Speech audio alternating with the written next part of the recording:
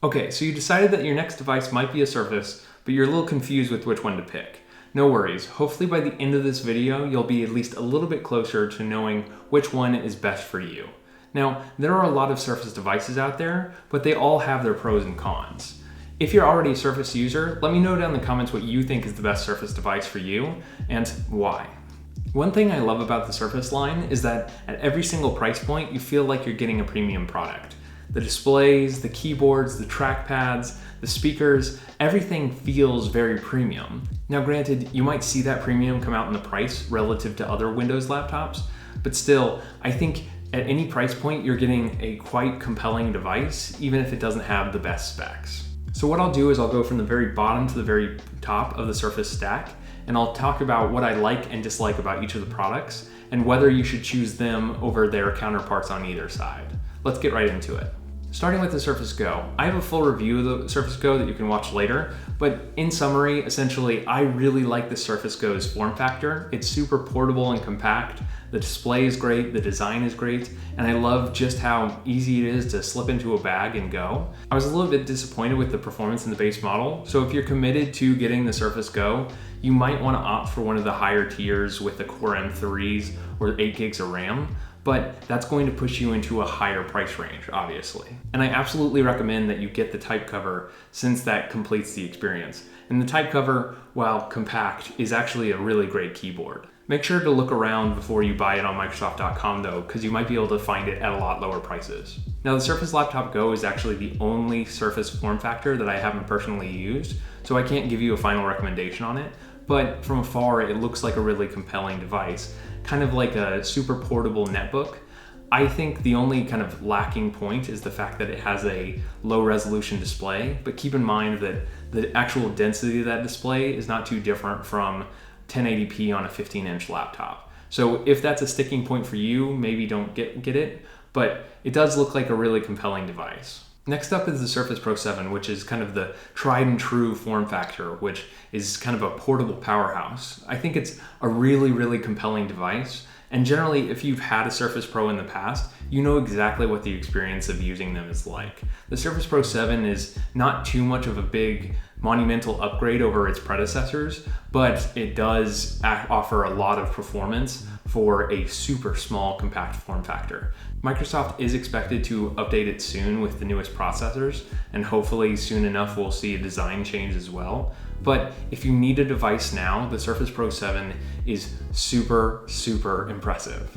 Now as a personal preference, I would take a base model Surface Pro 7 or maybe even a used Surface Pro 6 over the higher end Surface Go 2s just to get that extra screen space and maybe a little bit more processing capability.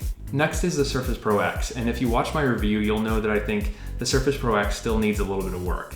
I really loved it as a device, but I don't think there was anything that really differentiated the experience for me over a more traditional Surface Pro device. So personally, if I had to make a choice, I would get the Surface Pro 7 over the Surface Pro X, but you might feel differently. As of now, the Surface Pro X still doesn't support 64-bit applications, so that might be restrictive for you depending on what sort of apps you use. When the original Surface laptop was announced, I originally thought Microsoft had lost their edge. I thought, why is Microsoft releasing a regular laptop when most of their Surface devices have had these kind of cool gimmicks about them that have made them super unique? And then I actually got to use the product. And man, was I wrong. For me, the Surface laptop is kind of the epitome of an excellent all-around clamshell laptop. It's got a great keyboard, great trackpad, excellent display, and great speakers. And while that might be the same with a lot of other Surface devices, I think the Surface laptop feels a little bit more cohesive than some of the other Surface products. And so I think if you want a great traditional clamshell laptop, you definitely should check out the Surface Laptop 3. Now for me, I have the original Surface laptop here. The only frustration that I have with it is that it doesn't have a USB-C port, and so it's not compatible with a lot of the docking stations around my house. But newer Surface laptops, the Surface Laptop 2 and 3, both have that. So obviously it's a non-issue. The Surface Laptop 3 is also due for an upgrade soon, so if you plan on getting one, either wait a little bit longer for the Surface Laptop 4 or make sure to get the Surface Laptop 3 at a good price. And hopefully we'll get a redesign there, but it's also more likely that we just get another spec upgrade. Now, when the original Surface Book was announced, I was so excited to move on from my Surface Pro 3 at the time and get the new shiny Surface Book, because the form factor was so cool and it was so unique and so different from every other laptop on the market. And then when I got it, I ended up actually trading it back for a Surface Pro 4 just because it wasn't nearly as portable as I had wanted. The Surface Book 3 is at the top of Microsoft's portable computer stack, which means it's kind of the showcase of all the things that are great about Microsoft Surface products. While the Intel processors on the Surface Book 3 are the same as those on the Surface Laptop 3, you also have the option to upgrade to a dedicated graphics card, which means if you're planning on gaming on your laptop or maybe doing some creative work, then you should probably choose the Surface Book over the Surface Laptop. Of course, the Surface Book is also detachable, which means if you want a super powerful tablet, you just need to pop up off the screen and then carry it around. Now, I don't find myself using that too often because not only is the battery life significantly worse, but also I find that I'd rather have a kickstand to prop it up wherever I want, and then I just want a Surface Pro. So as a result, I found myself using the Surface Book more as a traditional laptop. And while it's great at doing that, I would really prefer just something like the Surface Laptop because it's smaller, lighter, and it just feels more cohesive to me. So which one of the Surfaces is right for you? Well, I'll go through a few different use cases and then you can determine which applies to you the most. So maybe, for example, you care the most about portability. Well, then I think you should either consider the Surface Go, the Surface Laptop Go, or one of the two Surface Pros. Now, personally, I would choose the Pro 7 out of these if money isn't an issue, because I think the Pro 7 is kind of the best balance of something super light, compact, and easy to carry around while still being very powerful. I don't think it's too much larger than the Go 2 to not be classified as portable, though it might be more difficult to hold in one hand if you want to use it as a tablet. So what if you want a real laptop and not have to deal with a kickstand? Well, then your options are the Surface Laptop Go, the Surface Laptop, and the Surface Book. Now, obviously, I would choose the Surface Laptop here because I think it's the most cohesive and full-featured experience of the three. Now, granted, if price is an object, you'd probably have to go with the Laptop Go, or if you want a kind of portable workstation, then the Book might be a better option because of the dedicated graphics option.